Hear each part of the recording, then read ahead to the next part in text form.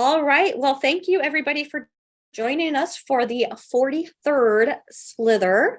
I am Carrie Stone. I am part of the leadership committee at Ionic Viper.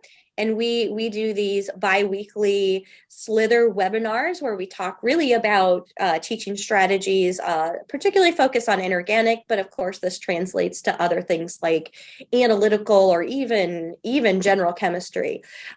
So we have a lot of things that we can discuss because inorganic kind of encompasses a lot of things.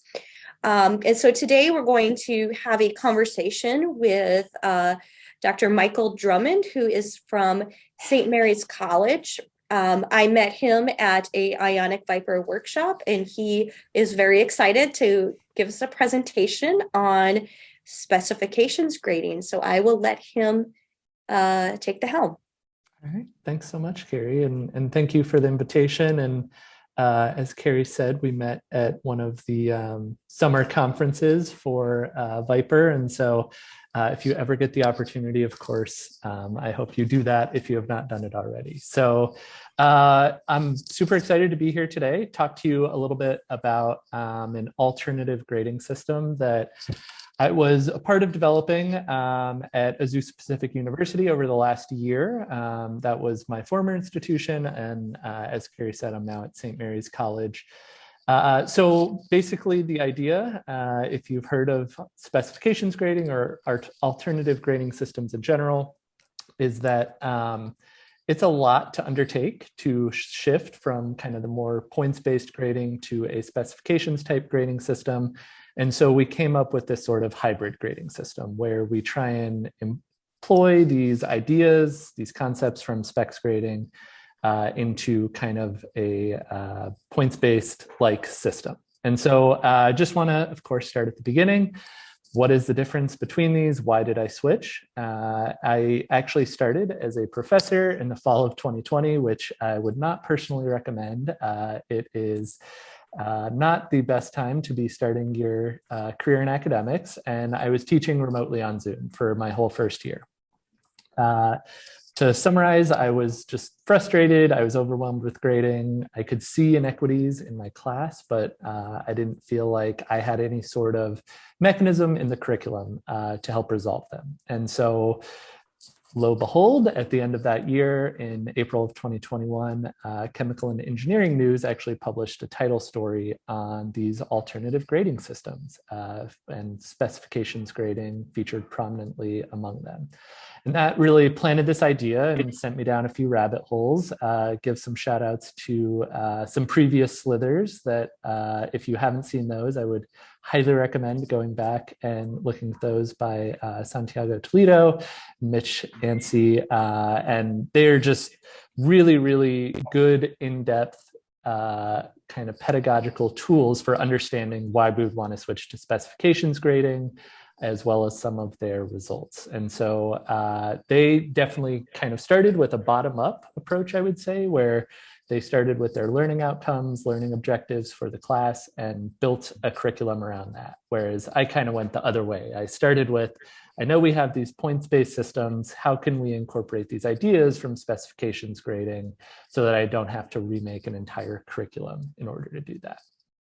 And so in case you haven't heard about specifications grading, let me give a very brief introduction to that. Specifications, I'm also going to be switching between specifications and specs grading for short. They're the same thing, is a form of standards-based grading. And it's relatively new, first published on in 2014. And the idea here is that instead of students earning points towards some sort of final grade, the course is divided into objectives. And so you essentially have a to-do list for the students, and they must demonstrate mastery or at the very least proficiency in a number of topics in order to earn credit. So kind of some of the hallmarks of specs grading is that it tends to do assessment in smaller chunks. For me in general chemistry or my other chemistry courses, that means doing quizzes instead of exams. And another hallmark is building in opportunities for revision. And so I do quizzes. My students then have the ability to retake a quiz if they do not pass it. And I will say it's not the same exact quiz, but it covers the same content. And of course, I am far from the only person in chemistry that has been doing this. This is just a smattering of some of the people who have published articles on specs grading related particularly to chemistry. And there's some great references out there. Again, if you're at the very beginning, I would recommend starting at that Chemical and Engineering News article. It was a really good starting point. And so how did we transition from this points-based system to a specs type system? This was basically our points-based system before we implemented any changes. We had 4 exams, each worth 100 points. We had a final exam. We had a lab component, like I know a lot of people do, particularly for a general chemistry course. So I should mention this is for General Chemistry 2 that I'm going to be talking about for the most of today. We had a marginal amount of points for homework. We had some points for participation, and we had a reflection assignment. And the idea with these last 3 kind of point categories is that these should be freebie points, so to speak. They are points that as long as the students show up and put in a decent amount of work, they should be able to figure that out. And I'm seeing I got a question in the chat from Carrie, and the question was, did I do specs in the lab component? And no, I did not. And so that was kind of one of the places where we made a compromise in this hybrid system, where we had a whole lab curriculum that integrated into what we were doing in the course, but it was basically its own thing. It had its own set of points at the end of the semester. In this points-based system, we would just scale however many points they earned in the lab to 330 points to integrate into our lecture grade. And so what we changed when we moved to the specifications type system is we replaced our exams with quizzes. We also had the idea to explicitly assess kind of these mastery topics. So different sorts of specifications grading systems do this in different ways. The way we did this was at 3 separate points throughout the semester.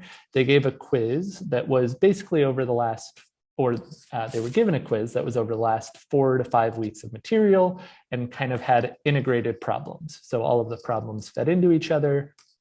They needed to be able to figure out what was going on one of the earlier questions in order to help them solve questions later on. And so the idea there is if they haven't mastered the material, they probably would not pass the quiz due to a high standard of passing that I'll talk about here in just a moment. We converted kind of the ACS final and the lab and the homework to just percentages. So you could say those are still points-based grades, but they are now points-based grades within a larger system of specifications. And I'll go through in just a sec here how we actually determine letter grades from these specifications. We took out any sort of need for participation. We were at a pretty small school. Participation just generally wasn't an issue. So we didn't feel the need to basically reward or detract from student accomplishments with that. And one of the ways we made grading easier was for the reflection assignment. It was just complete, incomplete. Basically, did the students engage seriously with the prompt or not? Another thing that we added in to our specifications list that students needed to complete that we found to be a really big help is they had to visit office hours. So I know some people have done this, they've maybe assigned a point amount to this, but this is just something that students had to do in order to pass the course. And in particular, we limited it to the first 4 weeks of class because myself, I'm sure a lot of you have had similar experiences. I've talked to students, you know, at the end of class where they're like, oh, I'm going to come to office hours, promise. And then you never see them till next class. And so once we kind of institute this visit to office hours being a requirement in the first couple of weeks, that is something that basically, if they say that to me at the end of, or in the middle of class, I can say, okay, you know where to find me, you've been there. I'm seeing I got another question in the chat. And so, sorry, I had not stated this already, but the question was, how many students are in this class? I've done this particular kind of scheme of specs grading with between 20 and about 55 students. So I would say pretty medium class size. I think it could be scalable, but there might be some challenges there, and I'd be happy to talk about those towards the end of the lecture if we have a discussion. So within that, these quizzes that the students were taking were scored with some rigor. So every quiz was 5 questions. I'm a big fan of repetition, and I think students really appreciated knowing the structure that they were going to encounter on these quizzes. And they had to get 4 out of those 5 questions scored totally correct in order to pass the quiz.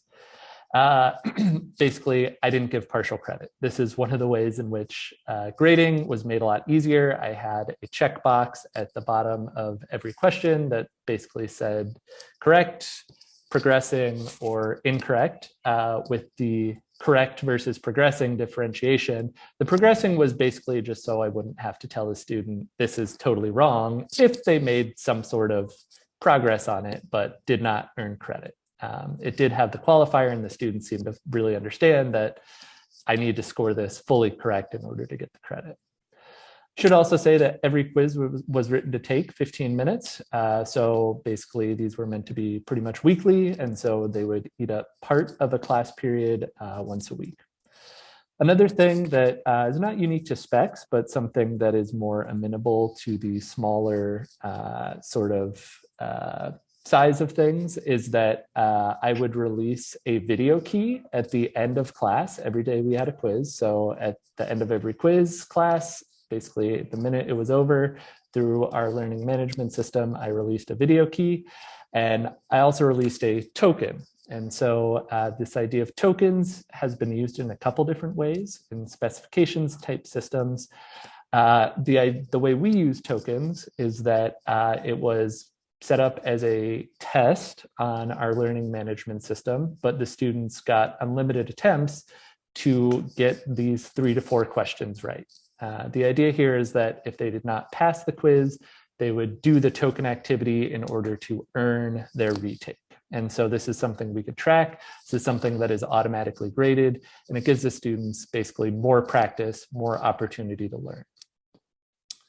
And so, like I said there, that second attempt at any weekly quiz could be earned through the completion of that token, and that was all administered by the learning management system. And so basically, just to give you a timeline of what our semester looked like, we were on the semester system, and we had 16 weeks in our semester. I should say we did technically have a 17th, that was finals week, but we had pretty much weekly quizzes, some sort of mid-semester break, and then maybe Thanksgiving in the fall, where we didn't have a quiz on those dates. But otherwise, we had a quiz almost every week.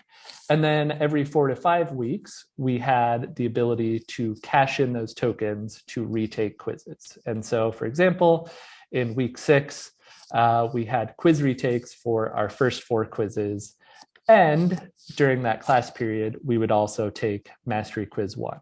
And so I would print out whichever quizzes each student needed to retake, and then everyone gets to at least attempt the Mastery Quiz. It doesn't hurt your grade whether or not you pass it, but it can help your grade. And I'll talk about that a little bit more in our grading scheme in just a second. And so we had those at 3 different points throughout the semester. And so let's see, getting another question here. The question is, how many tokens can earn a retake? So it was essentially 1 token per retake. Every quiz had its own token. And so you had to, if you didn't pass the quiz, you had to earn that token for that particular quiz. I think as going forward, we're going to build in more opportunities for quiz retakes, and I'll talk about that a little bit more at the end here. Okay, so how do we actually determine these grades with this new system and new specifications? This is essentially what the students see in their syllabi that I would hand out. And so we have a to-do list here for the students instead of points. So I gave you a screenshot here of the minimum requirements for an A grade. And so in order to earn an A in this course, they had to pass 13 out of 13 of the weekly quizzes, AKA all of them. They had to pass 2 mastery quizzes. Then everything else kind of scales with a percentage. And the only other thing I will highlight here, one of the specifications is this visit the office of your instructor in the first 4 weeks of the course. And that one might be difficult in courses with 100+ students, but if you have a tutoring center or TAs that could also fulfill that sort of need or that sort of specification, then that might be a good one to institute still. The other thing that we realized here, and kind of an innovation in our system, is that with these mastery quizzes, we decided that these could be used as currency. So I know it's getting a little complicated, but we have tokens and we have currency. And our currency could be used to replace any weekly quizzes that weren't passed. So students, again, if they pass a mastery quiz, say, for example, down here at the B+ level, or let's go to the A- level, say they pass 2 of the 3 mastery quizzes, but only 12 of the weekly quizzes, they could exchange one of those mastery quizzes to replace a weekly quiz. And I'll talk a little bit about the outcomes we saw with that in a second. Another thing I want to point out is that outside of the A grades, an A or an A-, you did not need any mastery quizzes. So if you did not even attempt or look at a mastery quiz throughout the entire semester, you could still earn a B+, no problem.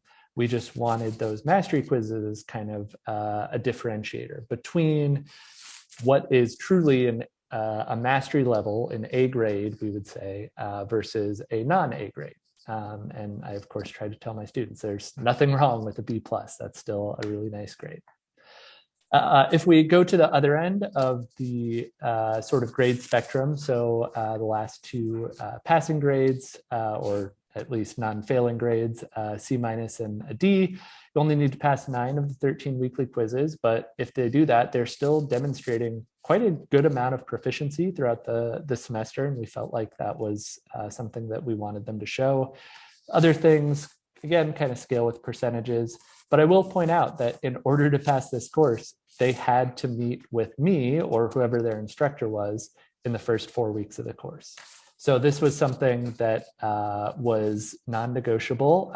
I always felt a little weird telling the students in the first 4 weeks, like, you need to come see me, otherwise you will not pass this course. And at least through 3 semesters, I haven't had any student kind of maybe call my bluff there of not coming to visit me in the first 4 weeks, but it has had the intended effect. I feel like students feel more welcome in my office, especially first-year students. Really breaks down that barrier, helps them see that this is a place where they can learn from me, they can learn from other students who are there.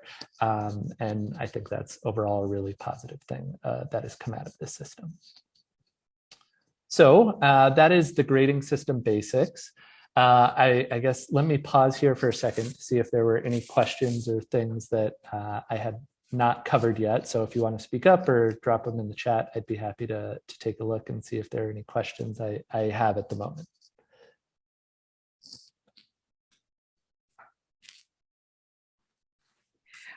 Michael, I have a question about the ACS final. Yeah. So the ACS final obviously deviates a lot from this type of grading. So how is it that you curve it so that it fits into your grading scheme? Yeah, so in my most recent semester, I've gone away from the curve. And so I just scale the raw scores. But what we did do was essentially try and, I guess, instead of curve it, normalize it to more of the national norms. And so those are available for, as far as I know, all of the ACS exams, certainly the general chemistry 2-1 that we used. And so that kind of helped us to norm where students were scoring. So would your norm, like say someone scores in the 50 percentile, would that be a C? Would that be a B? How do you? Yeah, I'm trying to remember exactly how we did it, and I'd have to look back at my syllabus. But I believe it's scaled with roughly the percentages where you would have A, B, and C breakdowns. So in the 50th percentile would technically, or no, that wouldn't be right, because that would be failing, and we wouldn't fail someone for being right in the middle. I tell you what, I'd have to look at my syllabus to let you know. We've actually gone away from the curving and more to just looking at the raw score and seeing what students have done historically and how that translates to grades at our particular institution, because that was a little bit of a sticky thing to integrate in, and certainly one of the lessons we learned in kind of the trial run. Mm-hmm. Questions? Okay. I will keep going then. And so that's kind of the basic structure of how we did our different quizzes, but how do we, or did our curriculum, but how do we then write these quizzes to help actually promote student learning? Because our goal, I should say, if I haven't said it already, is that we want students to be able to learn more from the system, not just get a better grade necessarily. And so if you've seen talks like this, you've probably heard things about Bloom's taxonomy or Marzano's taxonomy, which is kind of a modification, and some would certainly say an improvement over Bloom's taxonomy. So Bloom is sort of this pyramid here, whereas Marzano is this figure more on the left here. And they have the same kind of concepts, but they maybe break things down a little bit differently. I would, again, recommend the previous SLiTHERs that have been done on these alternative grading systems, because both Mitch and Santiago give a really good explanation of them. And that's where I learned most of what I learned about them. And the idea here is that as we start at the bottom of the pyramid or the bottom of the arrow, as we go up, we increase the cognitive level of thinking that is required to answer a question, for example. And so the most basic level would be something like memorization type learning, where can you recall something? Can you retrieve it? Can you remember basic facts?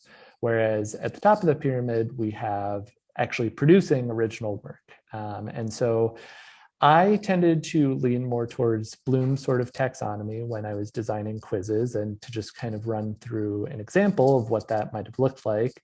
If I'm writing a quiz, I generally want to include one sort of quote unquote easy question. Of course, none of them are actually easy, but this sort of basic level of, if you are capable of memorizing things and recalling information, this question should be very doable for you. And so an example of that, circle any ionic compounds as a multiple choice question. As long as they know the definition of ionic compounds and how to identify them, that should be something that is kind of that base level of understanding. Then, because every quiz is 5 questions, again, 2 or so of the questions is maybe more based on understanding. So can you explain to me why nitrogen is more electronegative than carbon? So it's not just, I'm not just asking them which is more electronegative, nitrogen or carbon, but they now have to take this extra step and tell me why is that? So kind of a deeper understanding of these fundamental chemical principles. And then another 2 or so of the questions might be more application questions. So taking concepts and building more complex problems. And so this was an example from earlier this semester in Gen Chem 1, where I asked them draw a Lewis structure for carbon tetrachloride, identify the geometry of the central atom, label any polar bonds with partial positives or partial negatives, and circle whether the molecule is polar or non-polar. And so I'm asking them to do a lot here. This is a question that basically has 4 parts. They need to know how to draw a Lewis structure, how to draw it correctly in 3D space. They need to be able to identify bond polarities. So going back to that idea of electronegativities, can they identify differences in electronegativity within those molecules? And then kind of the capping piece is that they have to realize that in carbon tetrachloride, you may have 4 polar bonds, but they all cancel out to a net 0, right? And so that would be probably the hardest question I would ask on a weekly sort of quiz, okay? And so how do students actually do on these? As I've said, students get a first attempt and then a second attempt. And so the basic numbers here through the 13 quizzes in General Chemistry 2 through our 2 semesters is that we had an average pass rate on the first quiz of about 46%, which not bad, again, considering our threshold is for passing is getting 4 out of 5 questions totally right without partial credit. And then by the time students do this token activity, spend a little bit more time reviewing, come back to the material maybe a second or third or fourth time, we saw our average pass rate jump to about 75% for the quizzes on a second attempt in total. I should also point out maybe a reason our data looks a little different at the beginning of the semester is that we had students withdraw from the course in the space between our first quiz retakes for quizzes 1 through 4 and before our second quiz retakes for 5 through 9. So that's why you see this kind of jump in pass rate after really quiz 3, but around quiz 4 as well. And what this leads to as far as the total number of quizzes passed by students in the course, we saw that the plurality was that at 22% of our students passed all 13 quizzes, which we were thrilled about, that was at least our highest number. We also had over 50% of the students pass at least 11, 12, or 13 quizzes, which again, we feel like with this high standard for passing is a really great thing. It means they really are learning this material, at least to the point where they can demonstrate it with proficiency on these weekly quizzes. Okay, let's see, just saw a question pop up here. How many students withdraw? Excellent question. I will talk about that in just a moment. So hold on to that for like 4 more minutes and we will get there. Yes, and 11 ends up being about a B-ish grade. That was another question I got from the chat. Those are just the weekly quizzes. And then we end up going to our mastery quizzes as well. And so by definition in the system, you need to pass mastery quizzes in order to get A grades. And so of our total number of students who were in the course at any point throughout the 2 semesters, we had 21 pass with an A grade. And of those students, 9 of them used a mastery quiz to replace a weekly quiz, meaning that they passed at least 2 mastery quizzes, right? And so a question we had is, is this only going to benefit the students who are taking or who are already doing well, already earning A's? And we found that no. In particular, we found that about 22% of our students, 15 out of the 67, ended up with a non-A grade, but at some point passed a mastery quiz. And at least the way we structured our course, we started with intermolecular forces, acids, bases, kinetics, all that sort of great Gen Chem 2 material. It wasn't uncommon that maybe students just really struggled with intermolecular forces, but by the time we get to equilibrium, acids, bases, they really got that. And so they could pass that mastery quiz despite maybe not passing one of the colligative property quizzes. I'm seeing a couple other questions pop up here. So I got a question, can students retake mastery quizzes? The answer there is no. It is basically a one and done. We do have those 3 opportunities, and in my more recent semesters, I've built in even more. And I also had another question of, is a mastery quiz sort of like a mini exam? How long are they? So they're like a mini exam in that they incorporate concepts from the last 4 to 5 weeks, but they keep it at that 5 question limit. So I tell my students I want them to know what's coming. They're always going to be 5 questions. It's still that pass 4 out of 5 questions threshold in order to pass the mastery quiz. We saw this effect actually more pronounced in an off-cycle section. So for General Chemistry 2, that would mean our fall section of General Chemistry 2 actually had the majority of our non-A grades who passed a mastery quiz. I should also note that this might be slightly inflated in that that semester was our first semester after a 1.5 years of remote learning. And so basically, the first mastery quiz I wrote in the very first time I did this course was way too hard, and I was not using Bloom's taxonomy. And so I went back and adjusted, and that is kind of skewing those numbers. But as we're collecting more data, we do think it is still benefiting the off-cycle students more. I got another question in the chat here, so let me address that. The question is, since you're doing so many more assessments during class, has this affected the amount of material you can cover during class? The answer to that, I would say, is yes and no. It helps that I run a flipped classroom. I should have mentioned that. So if we do fall behind, I end up doing slightly more in pre-lecture videos. But because I am running that flipped classroom, it is something that we've been able to keep pace and cover the same amount of material, despite maybe setting aside a little bit more time for assessment. Okay. And something else I will point out is that our average pass rate was about 32%, which we still feel like is pretty good. That is still lower, of course, than just our weekly quizzes, but that is kind of the point, in that these quizzes are meant to be a bit harder. And so what are our outcomes here? How does this point-based grading actually compare with this hybrid system? And so part of the reason we wanted to keep our ACS final exam, despite it being a little bit of a sticky integration into our course outcomes, is that we wanted a comparison point. We had previously administered that as part of our points-based grading. We wanted to have that as a comparison point, despite the difference in modality that they are experiencing in assessment. I shouldn't say difference in modality, different in assessment in the two different sort of grading systems. And so if we look at that ACS final exam, kind of broken down by brackets of score range, just in case you don't know, the ACS final exam for Gen Chem 2 is 70 questions. And so this is just broken out by raw score.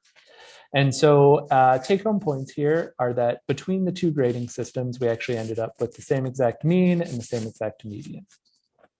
Kind of caveat to that data point is that for our points-based system, all of the data we were looking at from the most recent years were based on cycle classes, meaning Gen Chem 2 in the spring. And so that would mean that our mean score there was a 39%, which kind of to your question earlier, Carrie, is about a 61st percentile scaling. And then what we actually see with our on-cycle students in the new grading system with the specs grading is a slight bump there. And so this is obviously a small data set still. We want to collect more and see if this is actually something that is statistically significant, but we thought it was an encouraging sign. And something that you've probably noticed by this point is that this raised median and mean, or this raised mean, I should say, is driven primarily by students who are higher achieving. So students, we had our proportion of students who scored in that 55 to 70 range on the ACS final exam actually go up and almost double between our points-based system and then the specifications-based system. And we think that's primarily for the students who are good students, but we're maybe getting by with partial credit in order to earn an A or an high B grade in the past. They really have to dig in and show mastery of the material in this new system, and that really benefited them by the end of this semester. As far as, and I'm seeing a question pop up here. Yeah, so great question. Do I share mastery quiz pass rates with my students? And they would freak out if I did share it with them. So I do not share pass rates with them. Obviously, I guess if they put all their quizzes together, they could figure it out themselves. But that is not the case. And also, I feel like with the mastery quizzes, I tell my students, these are meant to be hard. These are meant to differentiate B grades from A grades, and not everyone is going to pass them. I tell them that I think they all have the capacity to pass them, but they know that they're hard. And I haven't actually gotten pushback on that, probably because I haven't not directly advertised the pass rate as well. Okay, that's a great question though. And so I guess if you're looking to implement this yourselves, that would be a good thing to keep in mind. So as far as grade outcomes, these are another comparison points between the two systems. We actually saw a decrease in our overall pass rate, meaning A, B, and C grades. But the proportion of our non-passing grades shifted quite a bit, where we barely had anyone withdrawing at the first in the points-based system. we see that balloon to about 15% of students. We think this, again, might be a little inflated. This was our first year coming off of remote instruction from COVID. I know anecdotally we had 2 or 3 or even more students withdraw from the course based on maybe a family situation or things that were not related to the course at all. So I think that'll come down somewhat as we go on, but it's at least, we think, a more favorable distribution, even though it is slightly higher. And a question you might be having, certainly a question we asked ourselves, is this new grading system only actually helping the higher achieving students? If you notice, we have almost doubling again of our A grades going from the points-based system to the specs-based system. So are we only helping the students who are achieving at a high rate? And I would say that I think we're helping those students, but I think we are also helping students who might not have otherwise passed or passed by getting by with partial credit in the points-based system. And a piece of evidence I use to kind of try and back that up is that on our number of quizzes that were passed on the second attempt, the A students had the lowest amount, which you might expect because those are the students that passed the quiz the first time for the most part. But for our B students and our C students, we're seeing that out of 13 quizzes, almost 5 of them they're passing on the second attempt. So they're spending more time learning the material. They've been assessed on it once, and they haven't shown this level of at least 80% proficiency in it, but they come back around a second time and they really do better. They're showing progress. They've kind of hopefully embraced this sort of growth mindset there. And so that is something that I think is good evidence that hopefully this system is not just benefiting students who are already going to be high achieving. And so I want to give you just kind of a picture into what the students actually say about this. And I'm going to start with maybe the bad news. And so some quotes from students is that I do not like the specs grading. I do not think it is fair because based on my understanding, I have a higher grade with the point system than specs grading. I do like the format of the class, and I was able to learn the material better with quiz and quiz retakes. And so I just love this quote because it's basically summing up the frustrations of the students while also recognizing that they are benefiting and that they are learning more in the system, at least according to their own assessment. And so that became a very common refrain where we had students who were more focused on their grade than their learning being unhappy with the system or at least dissatisfied. Another perspective that is from Detractors is that this grading system for Gen Chem 2 this year was horrendous and made it impossible to stay motivated when you're predestined for a C or below midway through the semester.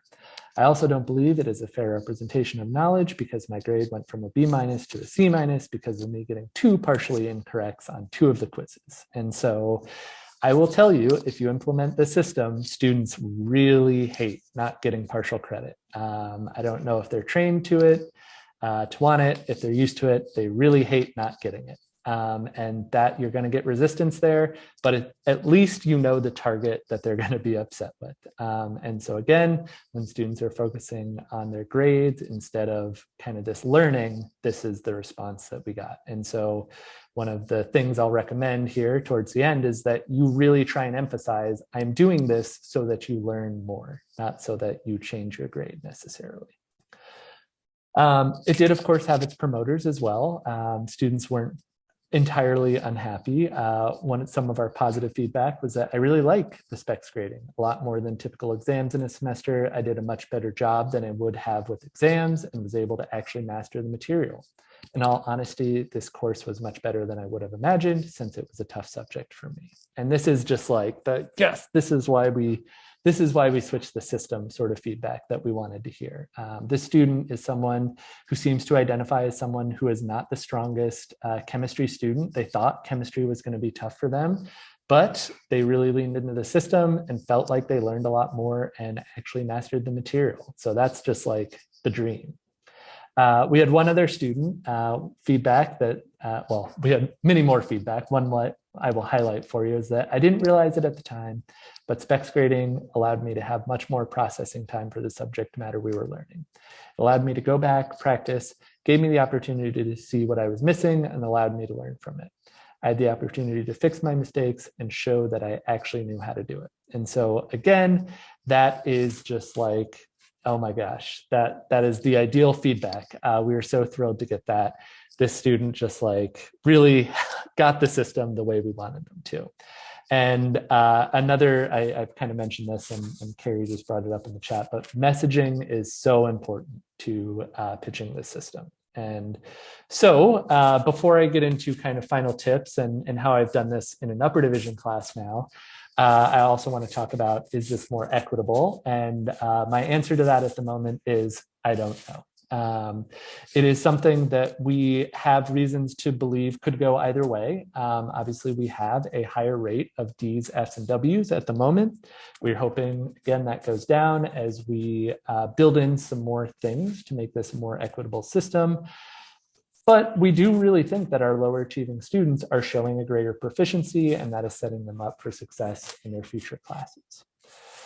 One of the ways that we're hoping to make this more equitable, and this is something that I've actually instituted in my current semester of teaching, is we've created this more robust currency system. So it used to be you could exchange a mastery quiz to replace a quiz. Now, we're telling students that you can do any of the things in this middle column. So if you pass a mastery quiz or a weekly quiz, if you do exceptionally well in lab, or if you do exceptionally well on homework, or if you do exceptionally well on the final, then you basically can exchange that for anything in this right column. So if you just need a mastery quiz and you are an excellent homework doer and you get a 99%, that would count as the equivalent of a mastery quiz or replace a weekly quiz for this semester. And if we were to have implemented this over the last year, we would have seen 9 students out of our 57 or so who finished the course raise their letter grades, and 6 of those would have been non-A students. So we really do think this would have helped, and it's something that we hope makes it more equitable now. I know a question I got in kind of before the conversation here was that, how do you deal with students who don't meet any part of one specification? This is basically our proposal for that. So say you have a student that just really phones it in on the homework, is getting like a 60% on the homework. Now you have this currency exchange. I mean, we had a student who passed like every mastery quiz, but just really phoned it in on the homework. We were like, those mastery quizzes are now counting towards replacing your homework grade instead of you just doing that. You're now basically getting dinged there instead of basically getting a D in the class if you only get a 60% according to specifications grading. Okay. And so I've also done this now in an upper division course in organic chemistry for me this semester. Actually, bioinorganic chemistry is our introductory inorganic course at my current institution. And so if we go back to Bloom's taxonomy, when I was designing specifications for this course, I kept the quizzes. I still wanted to do weekly quizzes. I built in an additional mastery quiz. And as we're getting later in the semester here, some of those mastery quizzes are more based on bringing in chemical literature into the class. So for this junior, senior level class, they're ready to read and understand different sorts of articles. And so that is something that I've brought in as a part of the mastery quizzes. And then we still have weekly quizzes, in this case, only 10. And another thing, we have homework, we have gen ed requirements. So those are kind of as you might expect. But then as we get towards the top of Bloom's taxonomy, I built in 2 specifications that they have to do very well on in order to earn an A grade, where they have a metals and medicine presentation. The 10 points on this are all tied to a single rubric, and then the same thing for a cumulative final project. And so the idea with these is that with these last 2 specifications, we are now moving towards the upper ends of our Bloom's taxonomy or Marzano's taxonomy. And we are basically able to assess things at a higher level. Are students able to evaluate this chemical literature? Are they able to analyze experimental design? Are they able to present it to their classmates in a way that is understandable? And so that's at least been my first attempt at integrating this sort of hybrid spec system into an upper division course. And then lastly, what am I doing? What am I going to continue to do? I've reduced the number of quizzes from 13 to 10, basically less for me to grade and write. And the students also get a quote unquote week off. When it was a quiz literally every week, the students were like, we literally can never not study chemistry. And I was kind of like, well, that makes me a little happy, but also I can understand that. And so I just do 10 quizzes now. I've also implemented that proposed currency system. And I've also now, during the final week of class, instituted a third attempt at 2 quizzes. And so we want to basically try and stave off this feeling of predestination for certain grades, as some students have put it. And so students can get a third attempt at up to 2 quizzes their final week of class, and also a 4th mastery quiz. And so the idea there, again, I have this very high standard of passing. I want to give you as many opportunities as you can to demonstrate to me that you know that. And so that seems to have helped with some of the grade fatalism, as I would call it, during this semester, but kind of hard to know till the end. So excited about that, but I guess check back for more or email me in January to find out how it went. And so that's pretty much it for me. I'd love to obviously have a longer conversation if you have questions. I want to thank Dr. Carrie Stone for the invitation. I also want to highlight 2 undergrads who really helped with some of this research, Sydney Knoll and Melissa Rios-Buza. Sydney was in the pilot course for this, and then she was a learning assistant for subsequent courses and is just a rock star.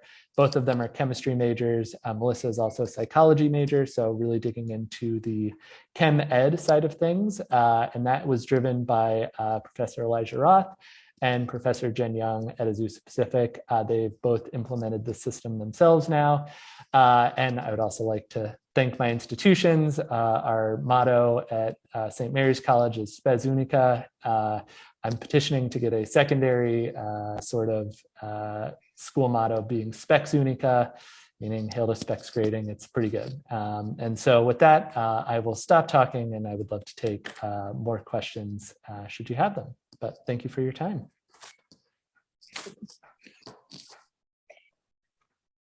All right. Well, thank you so much. So go ahead and raise your hand if you have a question for Michael. Stop sharing the screen so I can actually see y'all.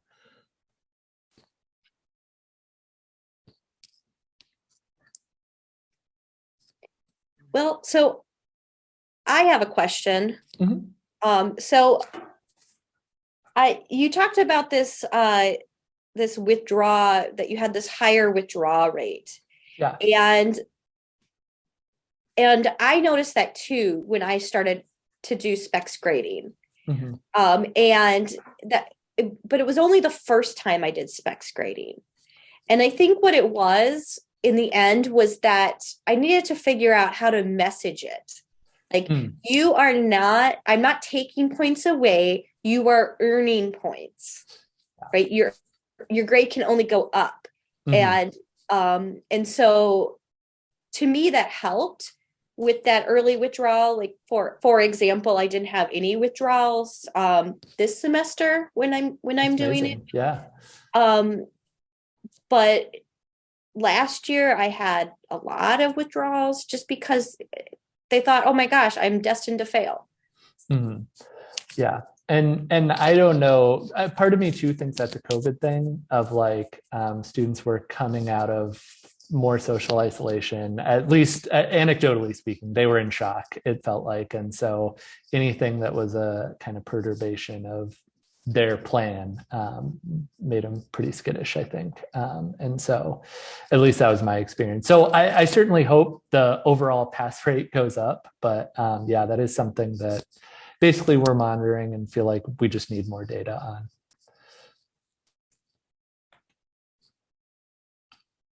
See, I think I got a question in the chat, but yeah, Christina, I guess. Just super quick. When is your withdrawal deadline? Yeah, so it's actually pretty late for us relative to the quizzes. They're after this semester, they were after the second quiz retakes. So at that point, they had seen 7 of the 10 quizzes. They'd had 2 attempts at them. And so basically for the students who had only passed maybe one quiz out of the 7 through 2 attempts, I think I ended up having 4 students out of my 55 I started with this semester withdraw. And so again, the goal is 0, but for those students, it was like, yeah, I think you might want to withdraw. So it's at least better, but not to where we want to be. And I still think it's working on that messaging, but that's basically where we are. We have a later withdrawal rate than most. I think that's around week 10 for us. Yeah, ours is really late. So ours is this week, which is week 15 for us. And I'm trying specs grading for the first time in my intro chem class. And so I do have a couple students who, so I do a lot of, you can earn another retake and here's how you earn for just a small selection of quizzes. And then the other ones are sort of to get you to different grades. And some students who are convinced that they have 6 out of the 8 required quizzes and they still have time to retake them. And I'm like, it's Friday. I mean, technically you can. So anyway, I was just sort of curious mentally what's going on inside the students to really, really understand that. No, I know it looks like you get unlimited attempts, but the semester has to end at some point. So right. I'm struggling with that a little bit. So yeah, this definitely is interesting. Yeah. Well, yeah, thanks. And yeah, it's been great to hear other people's experiences too. And so let's see, I think Anne asked a question. So can you elaborate on the token system? How did students access them in the LMS? Were they available to everyone or just students who didn't pass? So let me, I guess, start at the end there. The tokens were available to everyone. So I suggested and am suggesting now at this point in the semester towards the end that students use them as review tools for the final exam. They're great practice questions. Again, they're automatically graded. Once I set them up, I just kind of forget about them. And if students have questions, I of course invite them to come see me. And so how the system worked is I set it up. I've done it now both on Canvas and Blackboard, set it up as a test.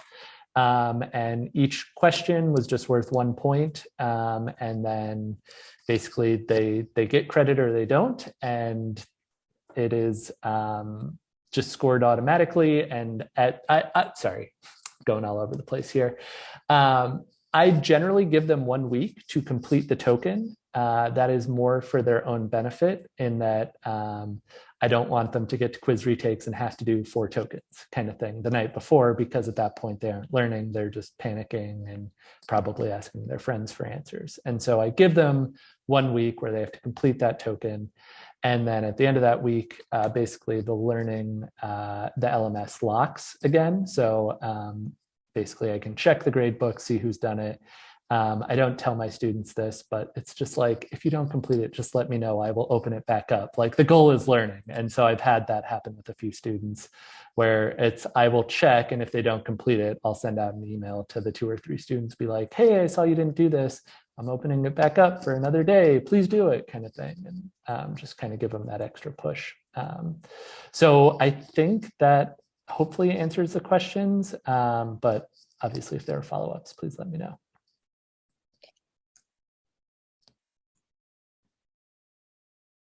Yeah, do we have any other questions here? Okay, so this was a great conversation. This is actually our 3rd SLiTHER on specifications grading, and it seems like a lot of people are doing it now, and you know, I started doing it too. I joined the bandwagon, and I think it's less grading. And the anxiety I've noticed has been a lot less with students. Yep. In the beginning, they're really concerned about their grade, but then in the end, when you know the finals coming up and everything, there's just a lot less anxiety, which means I have less anxiety. Totally. Right? Yeah. Kind of an anecdote of I've had this happen a few times now that it's not good, but it's an improvement kind of thing where we've done the first version of a quiz and I've had a few students who hand me it and they're just like, just throw it in the trash. Like I didn't pass this one, but it's not like a defeatist attitude. It's like, okay, I know I really have to go back and learn this material now. but they're not like defeated. It's a more like, well, that was really hard. I didn't study enough. Now I need to go back. And so kind of building that sort of growth mindset is the goal. And that's been a really nice change that I've observed as well. I've had so many conversations with students on quizzes, more than ever, almost more than previous total, it feels like, but they're always coming up, show me what I did wrong. And that's exactly what I wanted from this system, is to let's talk about your learning. So yeah. Totally. Yeah. And I also have said, like, I think I mentioned I post a video key of every quiz, just kind of me solving it on my tablet. And that has really improved the kind of questions I get, where students aren't asking, why did I get this wrong? They're asking like, can you give me another one of these problems that I can solve, kind of thing. And so that's been a really nice sort of subtle change that it's 10 to 15 minutes for me to record kind of my thinking through all of the questions and solving it, but then they also have that as a reference for the rest of the semester. So when they're preparing for quiz retakes, I was teasing students today. We had quiz retakes today actually, and it's always funny to look at my YouTube page and just like the spike in the 2 days around quiz retakes of them rewatching pre-lecture videos, quiz keys, all that good stuff. So. All right. Well, I guess this wraps up SLiTHER number 43. I want to remind everybody, I put in the chat a survey, so please fill these out. We are always looking for feedback so that we can continue to improve on these presentations. So go ahead and fill out the survey if you haven't done it so already. And thank you for joining us. Thank you, Michael, for talking to us about specs grading and being and presenting today. No, yeah, thank you all. It was a lot of fun. And if you have any questions, I should say, feel free to reach out. Happy to talk.